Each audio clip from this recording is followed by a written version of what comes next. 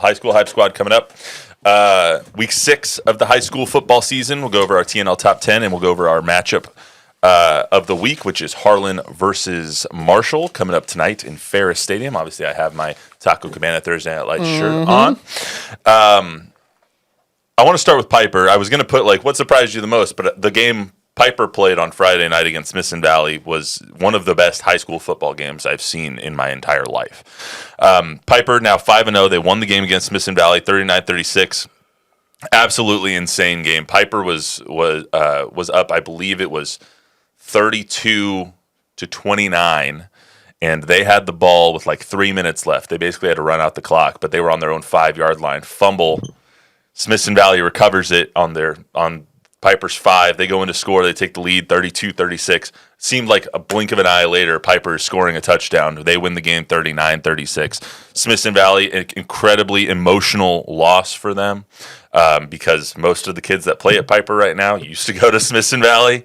So I just not enough can be said about how good of a job Nick Rogers is doing. They're now the 8th ranked 5A D1 team in the state after a win over Smithson Valley. So they're going into a bye week. They play Seguin next Friday, October 11th. Just not enough can be said about how good of a job Nick Rogers and Caden Keith and Isaiah Champagne and all those guys are doing up there. 100% rubber stamp what you just said. I couldn't have said it any better. I mean, you they're saw phenomenal. it, you were there. So yeah, they're phenomenal, man. I want to talk about Alamo Heights a little bit. They defeated they defeated Bernie last week.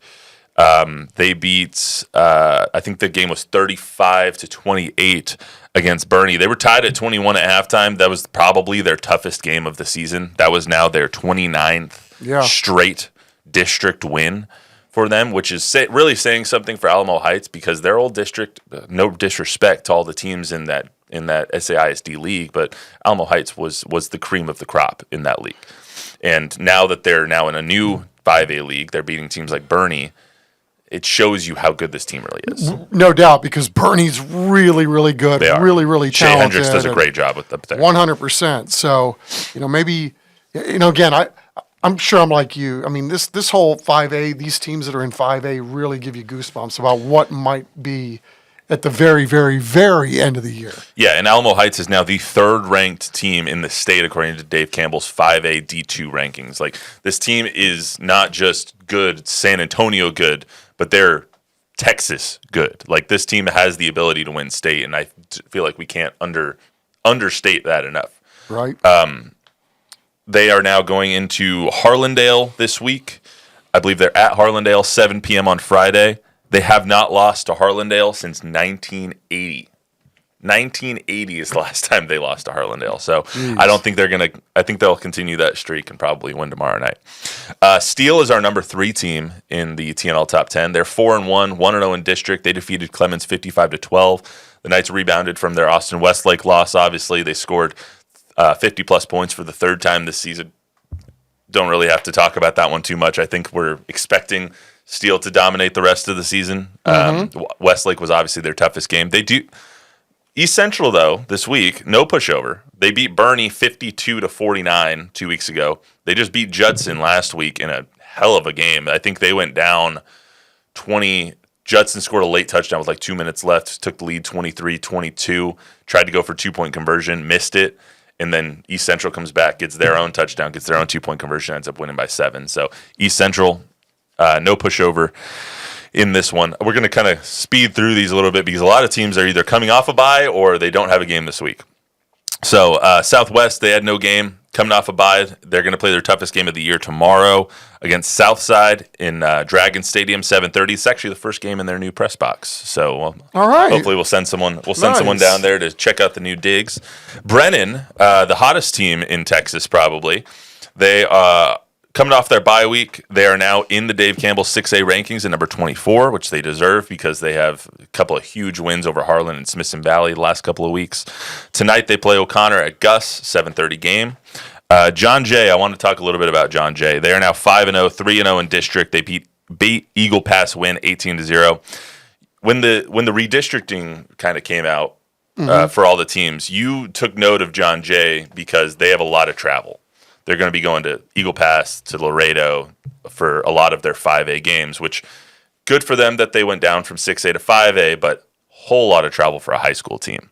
They're now 5-0, 3-0 in district. Looks like they're going to start running away with this stuff. So what does that say about Gary Gutierrez and that squad to get his team ready and travel all that much? And you think about what they lost last year, right? His own son included playing over at Navy. Good for him. But they're doing it differently, right? This, like, D'ing up, like, you're shutting out guys. I don't care who it is. I mean, Eagle Pass, they're used to playing, or Eagle Pass win. I mean, those Eagle Pass schools are used to playing San Antonio schools. I mean, to be shutting down teams like that, and then they had a close, low-scoring game the week before, too, if I'm not 9-3, mistaken. I believe. So, I mean, hats off to the John Jay defense, bowing up. I believe they've only allowed 155 combined yards in the last 2 weeks. No kidding. Yeah, I believe I read that this morning. Sounds like a story. I mean, maybe we got to get out there. Right. They're on a bye this week. They play Laredo Figueroa October 10th at Gus next week. New Braunfels, close game against Victoria East, 23-21. They're now 4-1, 2-0 in district. They have a bye week this week. They scored all 23 of their points in the second quarter. Ended up holding on for a win against Victoria East. Their next game is against Bernie Champion, 7 p.m. I believe it's tomorrow. Taft is number 8 in our TNL top 10. We're going to get into Taft a little bit right now because, oh my God, what a TNL game we had last week. They're 4-1 now, 3-0 in district. They're coming into a bye week, but they were down to Stevens. They ended up beating them last week on TNL 28-27. And got to be honest, going into the game, I thought Taft was going to roll them. They end up down in the third quarter 27-7 to Stevens, who runs the flex bone over there. And Coach Boykin does a great job with it. Yep. I was floored that the score was what it was, 27-7, and then Taft starts finally getting their legs in the fourth quarter. They end up scoring late in the fourth and winning the game 28-27. It was insane, and Ricky, you could tell how happy Ricky State was after the game. I'm surprised he didn't try to body check you. I thought he was going to. Yeah. No, I mean, just talk a little bit about that game, Chuck. It was phenomenal. No, it really was. I think. What resonates with me after a game like that is, when we heard Coach Stade talking about the return to culture, we had some guys that grew up in the program, so they knew what was expected. And then Coach Stade felt like, he said, I felt like maybe it was a little stagnant and maybe a little laxed. We got a bunch of kids that weren't here when we first started, so they went back to their roots, reaffirmed with the coaching staff, this is what we want. And you feel like when you win a game like that maybe some of those lessons or some of the plans that they had in place to try to build culture maybe reared its head in a time like that. I mean, you never know. Maybe that's an absolutely horrible stretch, or maybe it was just, damn fine football team coming back and winning a ball game after it didn't put its best foot forward. But no matter what it happens, those are the moments that you see, a lot of things come out and didn't see it coming. I can tell you when it was 27-7. That's 100%. For sure. 100%. East Central comes in at number 9, 4-1, 1-0 in district. They just defeated Judson 30-23. Talked about how entertaining that game was. The Hornets off to a good start in their quest for their second winning season in the last 10 years. So hopefully they can do that. I think I speak for everyone when I think they'll be 4-2 when we have this talk to this point next week because they play Steele tomorrow. They play Steele tomorrow 7:30 at Lenhoff.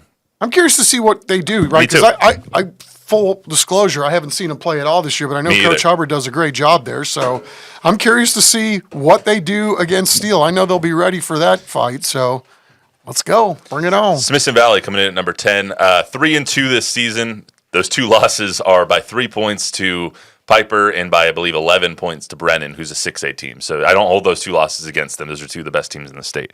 So 3-2, 0-1 in district. Next game, they have a bye week this week to kind of lick their wounds after that emotional loss. Next game is against Wagner next Friday at Ranger Stadium.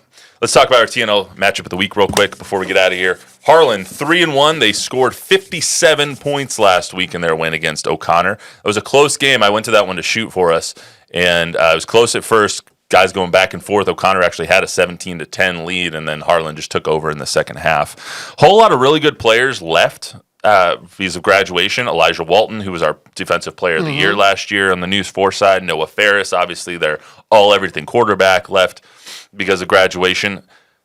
What does that make this team now as a Harlan Eddie Salas coach team? So they got a lot of dudes still. So they're going to be okay in the athlete department.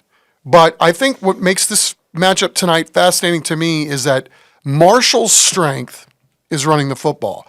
Harlan's weakness to this point has been stopping the run.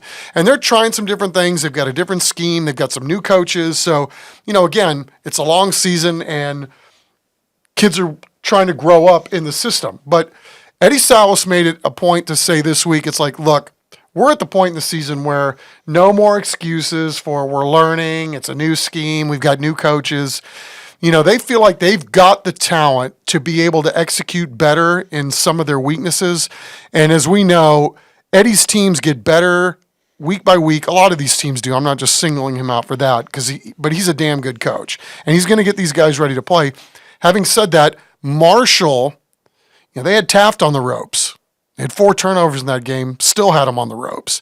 This is a team that if they protect the ball, they can dictate how you play football if they can control the football and make sure, more importantly, if they can protect the football. So I'm super curious to see how it plays out because, like you, Matt, I thought last week was going to look a certain way, and next thing you know, nope. Because you know what, Stevens is well coached. They got some dudes too, and they're young in certain areas, and they're all growing up. So how big of a leap is Marshall going to make this week? Harlan on a short week, a lot of moving parts here, but that's why we tee it up, right? I mean, it's going to be a lot of fun. Yeah, Tim Williams is a great coach too. Yep. We didn't get a chance to talk to Tim Williams this week. We talked to Coach Salas, who we'll hear from in just one second. But Marshall and Harlan always kind of circled on your schedule. You like to see how these teams match up, and Marshall kind of gives you those Stevens kind of vibes where they do a lot of different things to where they can stay competitive with bigger schools like Harlan and all those guys. So it's going to be a really interesting matchup tonight. I think you laid that out really well. It's kind of strength versus weakness on both sides of the ball for these guys. But Harlan can score a lot of points. They got some dudes. They're gonna stress out Marshall's defense, especially Peyton Matthews. Yep. Peyton Stud. Matthews is phenomenal. He's a great multi-sport athlete over at Harlan, and I'm going to be really entertained just watching him from the sidelines. I'm disappointed. I heard this week from Coach Salas that Peyton Matthews, he didn't nominate him for our high school all-star game. Boo. The reason why? As soon as he gets his GED, he's off to Rice. Yep. So he won't be available because he'll be playing college football. I mean, I guess that's right. Sad for us. Obviously, great kid. And, we got to vote. We got to vote on that on Monday. If you're going to Rice to play football, man, you're elite in more than just athletics. Let me tell you. All right, let's hear from Coach Salas, and then we'll get out of here. Team looks like they're doing really well this season. You got the one blemish, but it was like, how has Coach been able to access what you guys have been able to do so far? I'll tell you what, it's been a great growth year for us. We have a pretty experienced offense minus the top spot at quarterback, right? And so it's been a lot of fun being able to coach that position, making sure that position is growing exponentially, and it has been, and so we're excited for his growth. We did have another quarterback get injured early, and we're excited to get him back in a couple of weeks, and so, from the offensive perspective, I think we're heading the right direction. On the defensive side, new coordinator, new scheme, new kids. We have 3 returners only coming back. But I'm going to tell you, it's been a lot of fun coaching that group because, they're hungry to learn. They accepted the change, and they're fighting through it. And I'm going to tell you, every week it's showing how good they can be. You said something that's very interesting. I've heard this said from Coach Pop a handful of times. He really enjoys the teaching of the young guys on how to play professional NBA basketball. You seem to enjoy that same thing. What is it about taking these young kids and molding them into the great athletes that you guys are working on?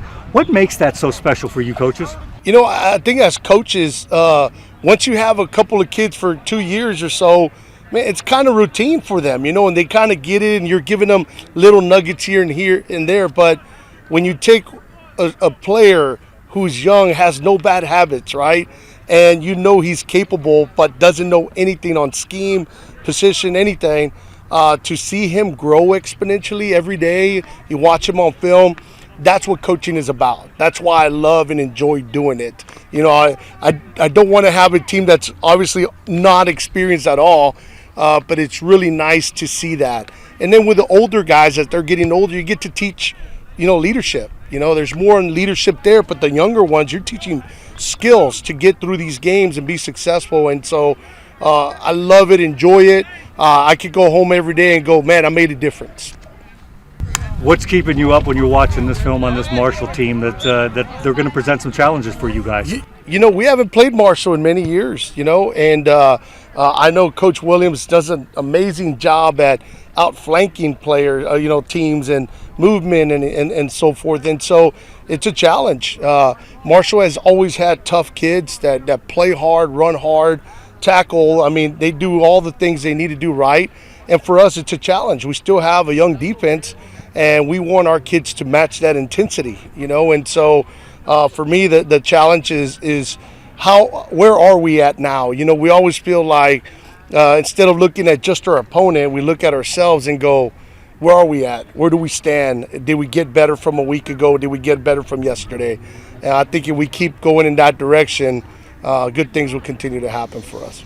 Always good to hear from Coach Salas, and I can't wait to tee it up in here in just, about 8 hours. Yes. Yes.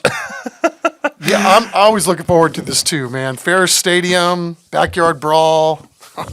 Let's go. All right, that's all we got for you today on the Sneakers Cleats podcast. Remember to download, rate, review, subscribe, give us a 5-star rating, tell a friend, tell an enemy. We will see you right back here for some more Spurs and hopefully Cowboys victory Monday coverage on Monday. We'll see you then.